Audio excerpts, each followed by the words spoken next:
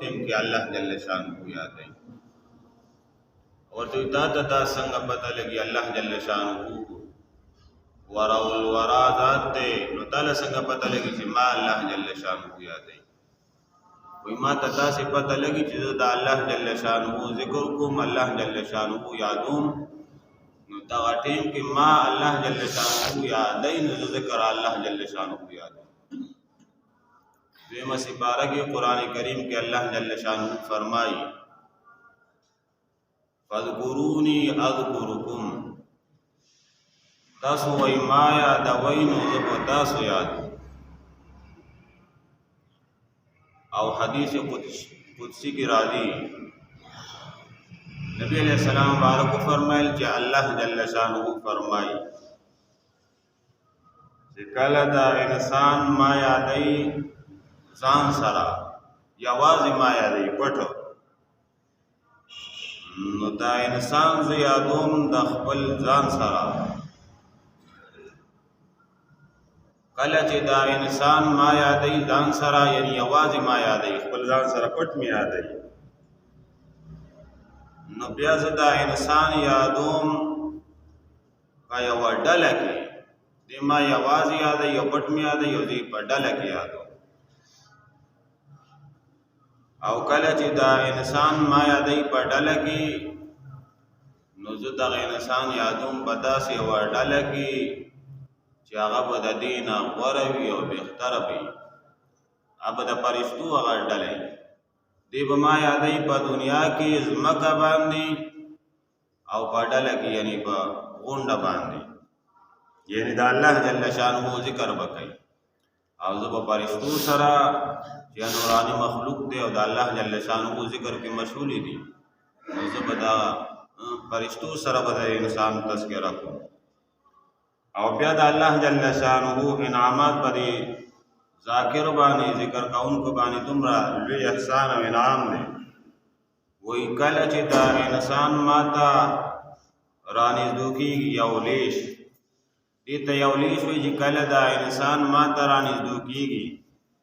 ما نقل حاجتونه غواړي او ما یادای ما طرف لراضی او لیش ما ترانې دوکي وې زدي انسان ته یو غز ورنه دوشم او کله چې دا انسان خپل کوشش کوي او زما طرف لراضی زما په احکام او عمل کوي نو کله چې دا انسان ما طرف له کوشش کوي او ما ته یو غز دا انسان رانې دوکيږي نو زدي انسان ته دوه غز چې کم دی ورنه دوکي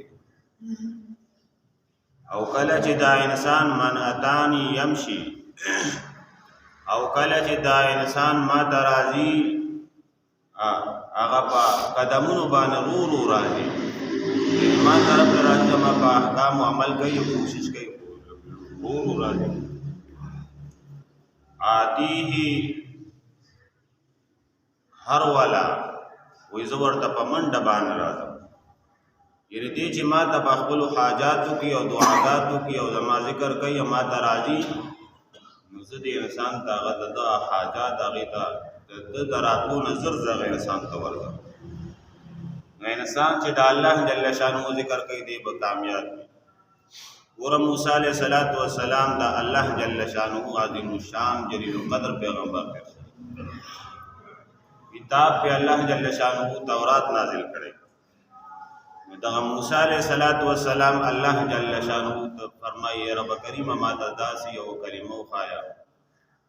یو ذکر راتو خایا چې پای سره دی یادوم نو الله جل شانه تخبل ذکر خپل کلمات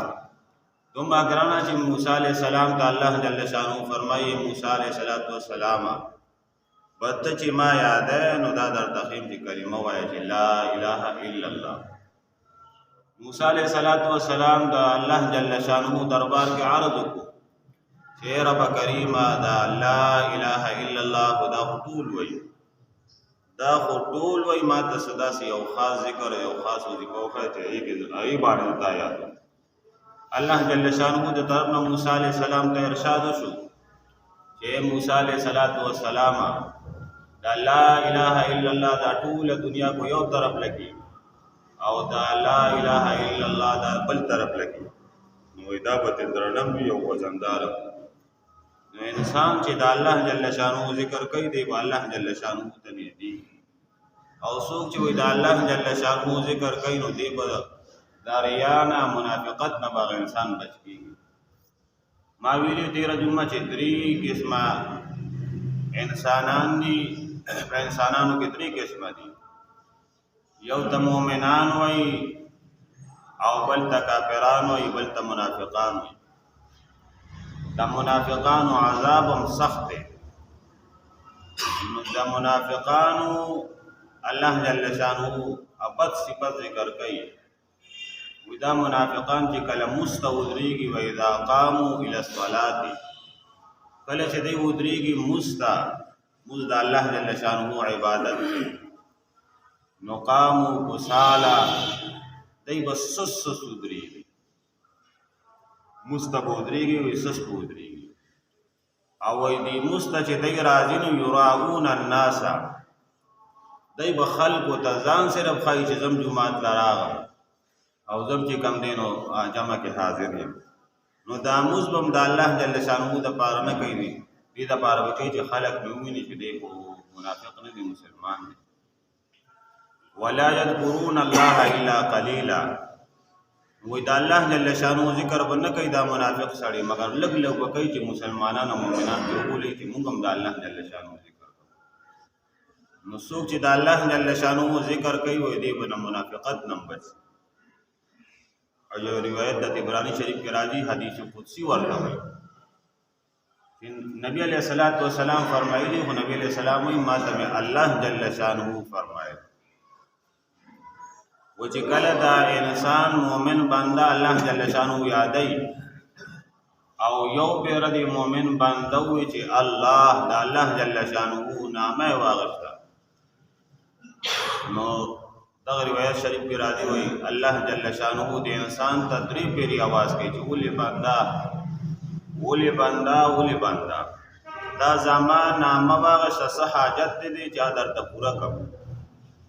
زمان نامه دی واغشتا سدی پکار دی چې درته درکم، او زمان نامه دی واغشتا د سنه پناه غواړي چې هغې نه دی بچ کم. نو درې پیری الله جل شانه چې دا انسان ولا جب باندې د الله جل شانه نامه اخلي نو الله جل شانه درې پیری आवाज ورکړي. نو انسان به د الله جل شانه ذکر کوي په خپل جب باندې دی به کامیاب وي. او چې کله انسان الله جل شانه یادای دی به دته به الله جل شانه لارې کولاوي. یو انسان او هغه سفر به کولو کلی به ورته یو ځای نه بل ځای ته تلو، په یو لار به روانو او بل ځای له بلړو، هغه ځای کې به سامان واغستو ابه راړو بل ځای کې به خرڅ. نو په لار ورته بل یو انسان میلاو شو او هغه ځان نه بوډا جوړ کړو. هغه ورته وی الکه ته خو اسیم د دې نه سفر کې او پلاني ځای لذي او سوارلین در سره ده، ته خو اسیم یوازې په خپل سوارلې اس باندې ناسي او دا سامان هغه بل ځای ته وړي او بل کلی ته وړي خرڅین، اسیم یوازې نو مام ځان سره بوزا او چې دې اس باندې ما ځان سره شاله کېنه زه تعالی پیسې هم درکم کرای کوم دل درکم. او نو هغه ځان سره کېنولو چې ځاسم زما غزا ته او دې ما غزا ته زینو دې بل غزا ته بوزم او پیسې هم راته راکوي. نو ته ځان سره کېنولو په خپل سورلای باندې هغه دا سړی چې ځان یې عاجز کړی چې زه کمزور یم تللی نه شم په یوه لاره باندې وتلو. دا شاله چې کوم انسان ځان سره کېنولې نو ده ورته ویل لکه ته په کومه لار باندې ځې، راځه ما ته دا بله لار معلومه ده او هغه ډېر آباد هم ده او تا سره خو سورلي ده ګیاګانې هم پېشته. نو هغه سمه لار چې کلي ته معلومه وایه پې خطا که او په هغه روانه لار د ځنګل باندې روان او یې کېدی شي دا سمه لار وي او یعنې وی غولولو او ګیاګانې به هم ستا څاروي ته چې کوم دی دا میلاویږي. نو هغه چې کوم دی نو روان کو ځان سره نو هغه لاره باندې مزل کولو ځنګل باندې هغه لار راتېره شوه او دی پې مزل کوي. یو هیبتناک ځنګل باندې هغه لار ختمه شوه. هغه ځای ته چې ور ورسېدل نو هغه شاله چې کوم سړی ځان سره کېنولی و نو هغه راټوپ کړو دا یې تورې نه چې د ګیر څه وایي دوی بله وګوره، دوی به له چا سرونه پراته دي د چا تنې پرتې دي ټول خلک چې کوم دی بعضې چې د بوتلي په دوګې سره نو هغه مړه کړي دي او د پسې یې توره رویښ کا نو دی وله وایي ته خو ګوره ما څه دپاره مړ کوې ما سره دا سامان دی نو دې دپاره یې مړ کوې چې دا سامان دې واخلم نو سامان دله زه در کوم ته ما پرېږده او دې دپاره مې مړ کوې چې دا سورلي رانه واخلي نو دا سورلي م دله زه در کوم سامان او سورلي دواړه در کوم بس ما پرېږده ورته وایي ړومبې به تا مړ کوم او بیا به ستا دا سورلي او دا سامان چې څه دی بیا به درنه زه چې کوم دی دا دال نو ده پسې توره رویښ کا دی پوه شو چې ما خو اوس مړ کوي قتل کوي مې دی ورته وایي ما لږ پرېږده چې زه الله جل شانه یاد کړم یو 2 رکعته مونځ ورته وکړم دغه بل سړی ورته وایي چا چې مړ کولو هغه ورته وایي دې ټولو داسې ویلي چې مونږ الله جل شانه ته یو 2 رکعته مونځ کوو اخري ټایم و دی نو که بیا مو مړ کوې نو مړ مو کا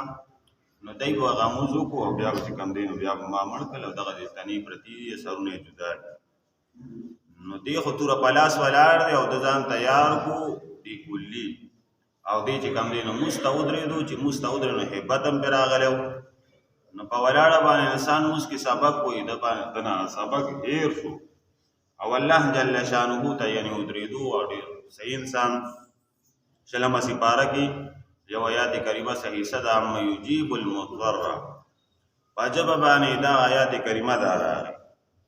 دې کې وایي زه په مونځ باندې ولاړ یم تصور کې خیال کې مې راغل چې یو انسان د لرې ځای نه پړکار دی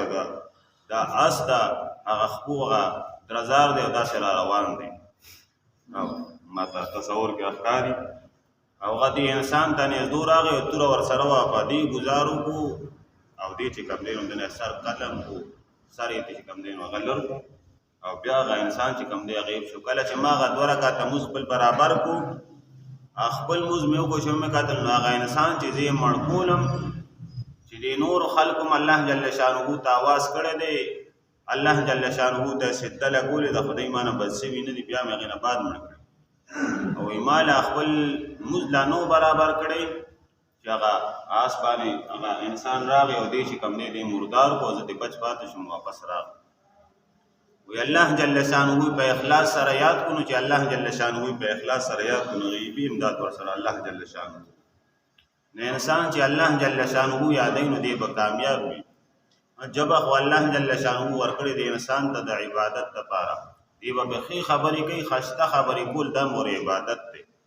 نبی علیہ السلام وو خسته خبرې چې بل ته آرام ورکړي سکون ورکړي د بل ښېګړه کې راځي خسته خبره کول په دې ژبه باندې دا عبادت دی انسان به چې کوم دی هغه دی به د الله جل شانه یاد کوي او الله جل